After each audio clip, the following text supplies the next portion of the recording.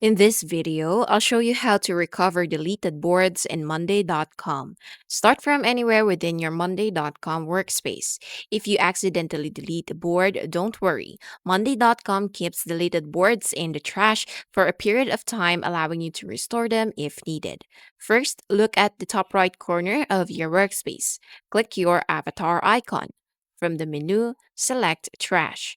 This will open the Workspace Trash folder and display recently deleted items, including boards, dashboards, and documents. Once you've located the deleted board, click the three dot menu beside its name. Then select Restore. Monday.com will immediately move the board back to its original workspace. You can then return to the workspace and open the restored board as usual. If you don't see the board in the trash, it may have been permanently deleted, or you may not have the necessary permissions to restore it. In that case, you may need to contact your account administrator for assistance. Recovering deleted boards is especially useful when important project data has been accidentally removed or when teams need to retrieve archived information. And that's how to recover deleted boards in Monday.com.